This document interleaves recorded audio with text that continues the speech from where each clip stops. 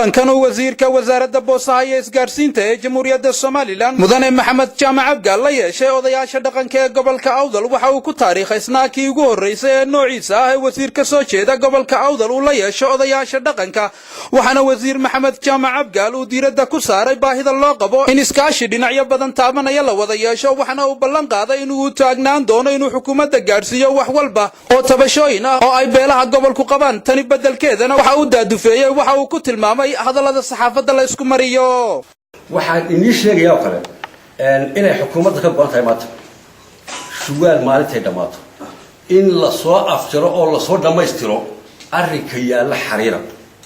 waxa anay saaran hortiina damaanada ka siinaya sida ay ugu fududaatay in aan ka mid noqdo talada dalka oo ay ugu sahlanaatay inaan madaxweynaha gaarsiin karo wixii halka ka jira inaad idin fududaydinayo marka aad tala rabtaan inaan idinka kulliina idinka fudaydiyo halka saxaafadda in badan ka mari jirteen inaad afkiina iyo dhigta madaxweynaha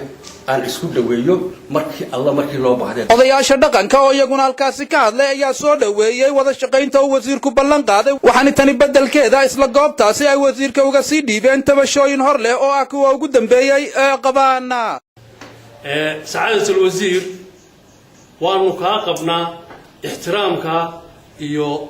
qadarinta aad noogu yeedha haddaan nahay salaadiinta aad iyo aad baad u mahadsan tahay wasiiradeena kale yakana wada dhaliili mayno laakiin talaabo maalin haday saxraato hal iskaga daydaan leeyahay ta kale hadalka la yar dul marmarayay xagga darajada nimanka waxaad naga gaarsiisaa madaxweynahana aad u sheegtaa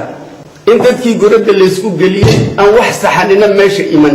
raallina kuma ihin arrinka waxa weeyaan nimankaan waxa la xukuumadda waxaan leenahay dib ha loo eego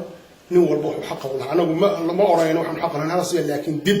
ha loo eego ragga darajadoodii hore lahaan jireen barka maqan yahay ragga halkii dalcad ku sugayaan darajadooda barka maqan yahay Cabdalla Ali Yusuf Hon Cable TV Borma